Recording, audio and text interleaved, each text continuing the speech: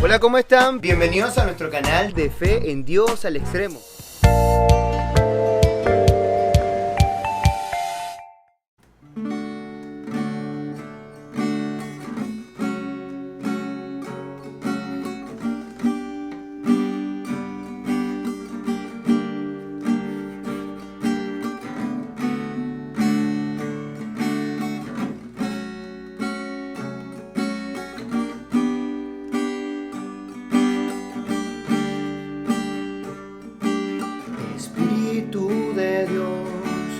Espíritu de Dios, ven a mí, ven a mí. Espíritu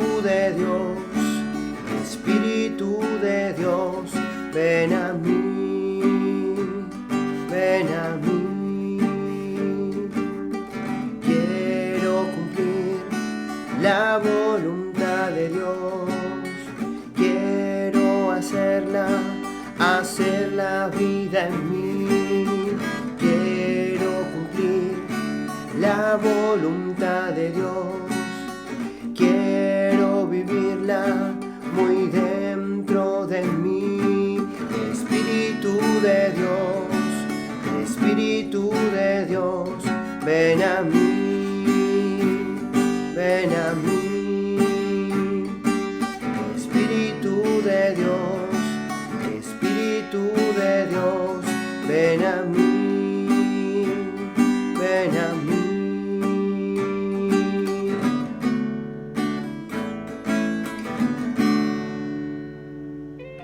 Hola, ¿cómo están? Bienvenidos a su canal de Fe en Dios al Extremo. Hoy vamos a hablar acerca de la semilla de mostaza. Fue un recurso que Jesús utilizó para explicar una parábola que tiene que ver con el mensaje del reino de los cielos para una multitud en la cual estaba evangelizando cuando estaba en una barca. Ahora bien, para poder entenderlo tenemos que irnos a los comentarios semitas de aquel entonces, en el siglo I, y obviamente tenemos que hacer referencia a lo que se comentaba también acerca del Antiguo Testamento, porque la parábola de la semilla de mostaza del Evangelio de Marcos tiene mucho que ver con el profeta Ezequiel y de alguna manera con el gobierno de Nabucodonosor, que aparece como rey de Babilonia en el libro de Daniel, pero ¿qué tiene que ver Ezequiel y Nabucodonosor? Y bueno, pues para entender esta parábola tenemos que sumergirnos, así que quédate hasta el final. Vamos entonces a pedir la unción del Espíritu Santo para que nos haga entender esa palabra de Dios, esa palabra del Señor, pues no tenemos a quién ir, sino solamente a nuestro Señor Jesús. Vamos entonces a orar diciendo juntos: qué hermosos son los pies del que anuncia la paz a sus hermanos, y qué hermosas las manos maduras en el surco de la mies. Grita lleno de gozo, pregonero que traes buenas noticias. Se rompen las cadenas y el sol de Cristo brilla esplendoroso.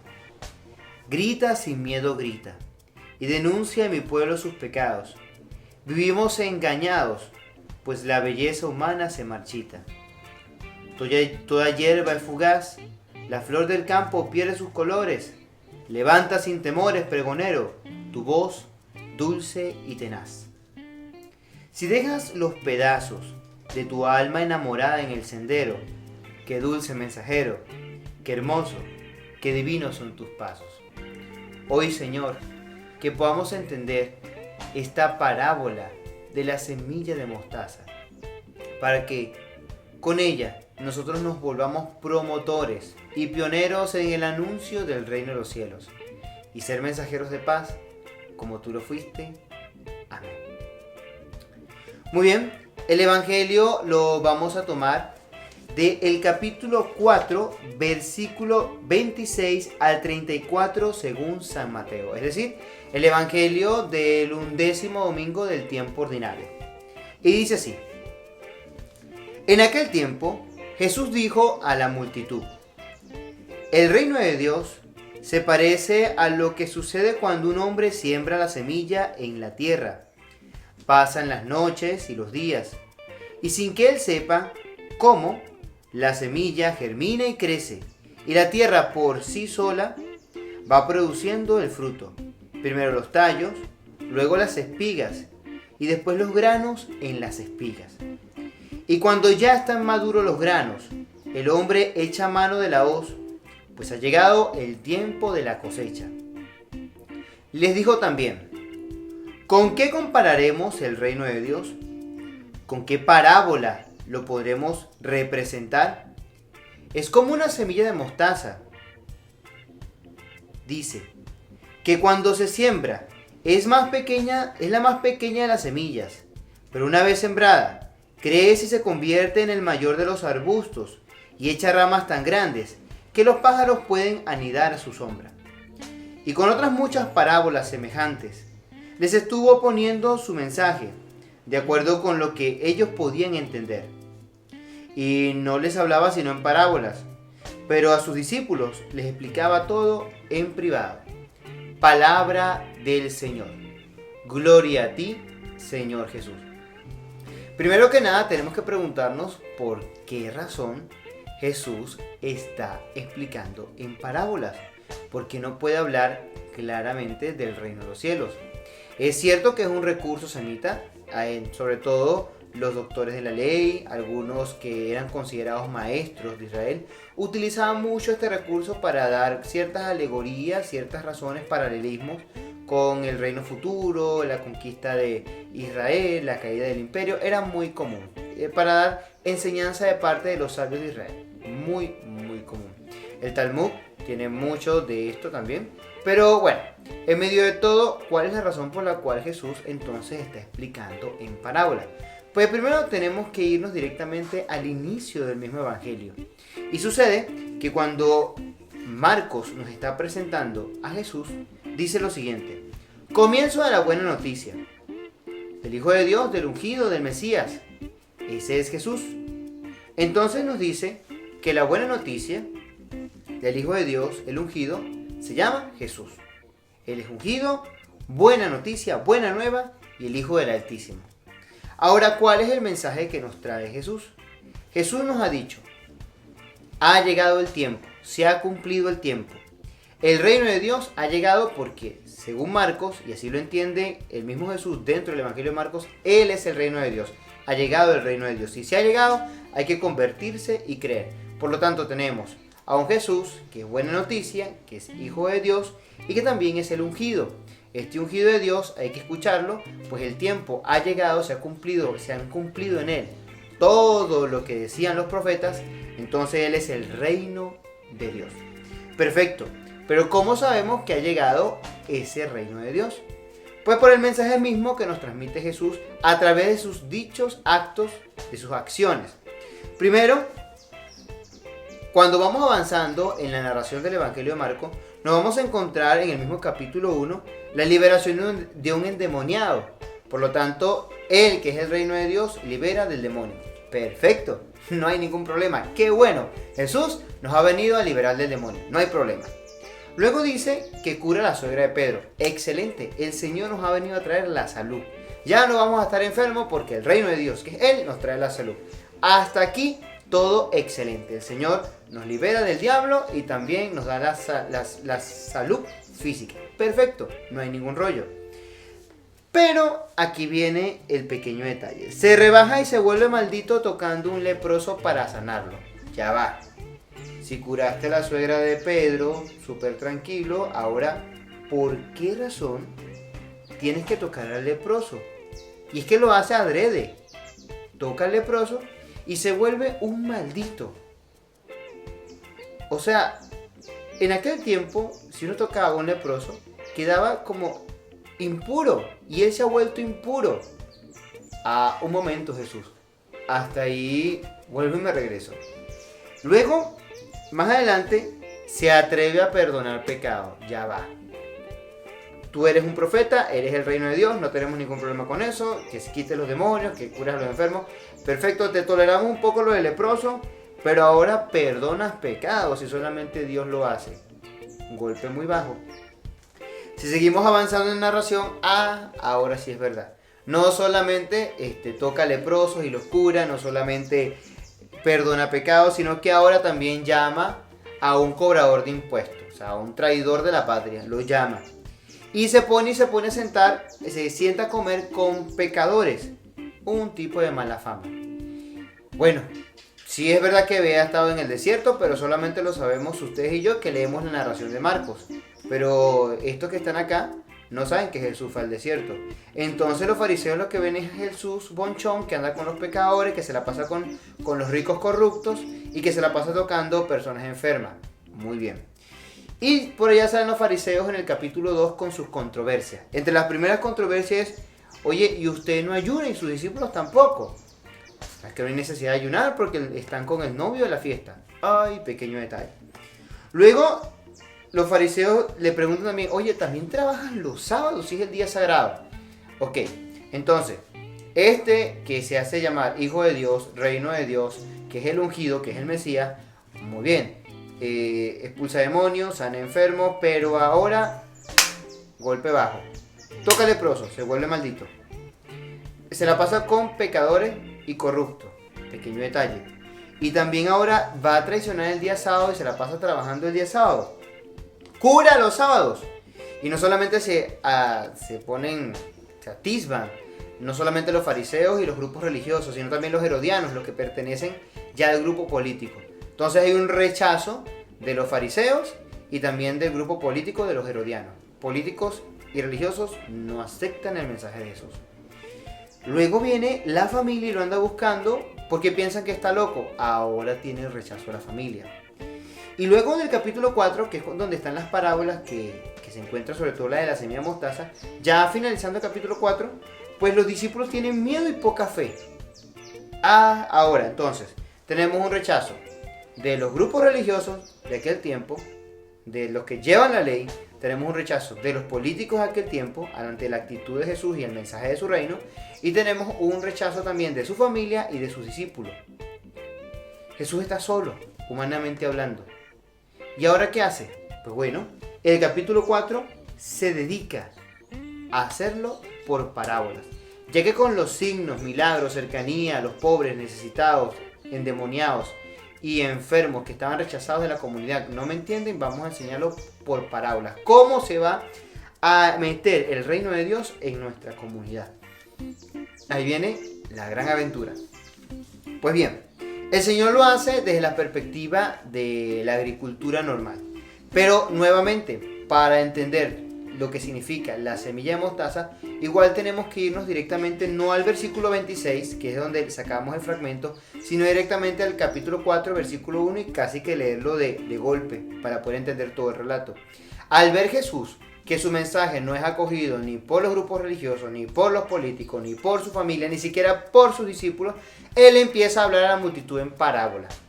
Y sus discípulos están bien perdidos porque resulta que les explica las parábolas en privado y tampoco las entienden. Jesucristo vencedor. Bueno, sigue hablando a la multitud y la primera parábola con la que uno se encuentra es la del sembrador que va y hay unas semillas que lanza en el camino, los pájaros se la llevan, luego otras nacen en terreno pedregoso, otras nacen en un terreno bastante fuerte para nacer hasta que llegan a buena tierra y allí sí germinan frutos y dan árboles que son capaces de acoger a los pájaros del campo. O así termina por lo menos la parábola de la semilla mostaza, porque se lee en conjunto. Hay que leerse el capítulo 4 desde el versículo 1 hasta donde llegamos hoy, que es el capítulo 4, versículo del 26 al 34. Entonces, ¿qué pasa? Allí tenemos que informarnos un poco acerca de botánica. Así que estudiemos un poco. La semilla de mostaza, primero que nada, no es la más pequeña de las semillas que se conoce, pero se usa en Palestina para referirse a cantidades minúsculas. Es decir, no es la semilla más pequeña que existe, pero en Palestina era costumbre utilizarla como un recurso para hacer referencias a algo minúsculo. En un año una planta de ellas, de semilla de mostaza, puede ya pasar 1 metro. E incluso si están cerca de los ríos pueden llegar a medir de 3 metros a 4 metros, bastante grande. Jesús plantea una enseñanza de tipo semita, así con parábola, y hace referencia al Antiguo Testamento por medio de simbolismo. Y es cuando yo les digo que tiene referencia con Ezequiel y con Nabucodonosor. Primero vámonos a el de Nabucodonosor en el libro de Daniel, específicamente en el capítulo 4, versículos 17 al 19. Y dice así: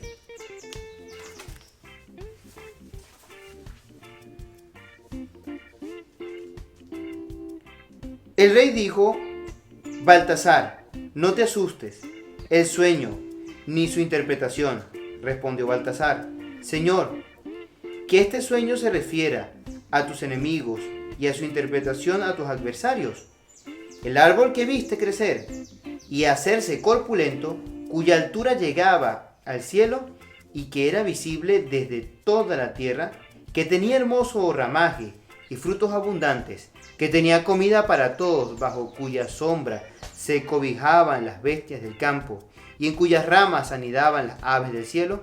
Eres tú, oh rey, que te has hecho grande y poderoso. Tu grandeza ha aumentado y ha llegado hasta el cielo, y tu soberanía se extiende hasta los confines de la tierra. Entonces hablan de un reino, en este caso del reino de Nabucodonosor, que le están interpretando un sueño y que su reino, su poder se va a extender y que va a poder acoger a muchas personas. Ciertamente, eso sucedió. Si nos leemos la historia de Nabucodonosor II, que está en la historia universal, pues repásenlo y vean que él dominó bastante desde Babilonia, conquistó casi todo el mundo conocido o gran parte del mundo conocido. Habla sobre todo de soberanía, de cobijo, pero en cuanto a soberanía. ¿Y a qué se refiere entonces el libro de Ezequiel? Vamos a ver cómo es la referencia. La referencia de Ezequiel está en el capítulo 17, versículo 22 al 24. Y dice así: esto dice el Señor Dios: yo tomaré un renuevo de la copa de un gran cedro. De su más alta rama cortaré un retoño. Lo plantaré en la cima de un monte excelso y sublime. Lo plantaré en la montaña más alta de Israel. Echará ramas, dará fruto y se convertirá en un cedro magnífico. En él anidarán toda clase de pájaros y descansarán al abrigo de sus ramas. Así todos los árboles del campo sabrán que yo, el Señor, humillo a los árboles altos y elevo a los árboles pequeños, que seco los árboles lozanos y hago florecer los árboles secos. Yo, el Señor, lo he dicho y lo haré. Palabra de Dios, te alabamos, Señor. Ahora estamos ante una parecida referencia del Antiguo Testamento a la referencia que nos está haciendo Jesús de la semilla de mostaza. ¿Qué tiene que ver? Hay su prefiguración, pero también su modificación del texto. Por ejemplo, en Ezequiel se ve que Dios utiliza al árbol humilde, al árbol seco, para elevarlo, pero no porque necesite glorificar a ese árbol, no, sino para que sea glorificado Dios, pues de lo sencillo ha hecho que brote, de lo sencillo y humilde ha hecho que brote la grandeza y la majestad. Luego, en el texto de Nabucodonosor vemos que es para que Él extienda su dominio en los pueblos. Ahora, acá en Jesús se nos está hablando de que va a darle cobijo a los pájaros. Y es aquí donde entra el detalle, y ya no es una soberanía de dominio, sino una soberanía de acoger. Pero ¿a quién se acoge? Resulta que si lees la narración de manera completa desde el capítulo 4, versículo 1, y observas quiénes eran los pájaros, eran los que se estaban llevando la semilla del reino de Dios, que no hacía que pudieran brotar en la tierra. Es decir, que en la parábola el Señor nos va diciendo no solamente que el reino, que es Él, se irá extendiendo poco a poco, sino que ese reino se irá extendiendo y será un árbol para que los pájaros tengan cobijo, para que los enemigos, que en un principio roban la semilla del reino de Dios, se sientan también acogidos y se extiendan esas ramas hasta unos niveles que ni nosotros comprendemos. Y varias veces nos lo han dicho los documentos de la iglesia. La iglesia no es el reino de Dios, estamos al servicio del reino de Dios y tenemos que ayudar a extenderlo. Pero recordemos que cuando se refiere aquí Marcos, hace un claro silogismo de que el reino es Jesús y Jesús es el reino. Y Jesús lo que nos está diciendo es que Él no solamente, Él viene con buena noticia porque ha estado abrazando y acogiendo a las personas que se encuentran endemoniadas y las ha liberado, no solamente ha sanado y curado enfermos, no solamente ha tocado y se ha vuelto un maldito tocando a los leprosos y curándolos, no solamente perdona los pecados, sino que además Él está intentando decirnos que Él es capaz de, como semilla que se va extendiendo y creciendo como el reino de Dios, Él va a acoger incluso a sus enemigos, a estos fariseos, herodianos, estas personas que le están generando problemas y que lo quieren matar. Es capaz su amor y sus ramas extenderse hasta los que los odian. Y aquí hay un pequeño detalle, porque eso nos pasa también a nosotros, que queremos también ser constructores del reino de Dios. En Marcos, si quieres ser reino de Dios, si quieres pasar y formar parte de ese reino, tienes que ser como Jesús. Acoger y liberar de los demonios a tus hermanos. Acoger y curar a aquel que está enfermo.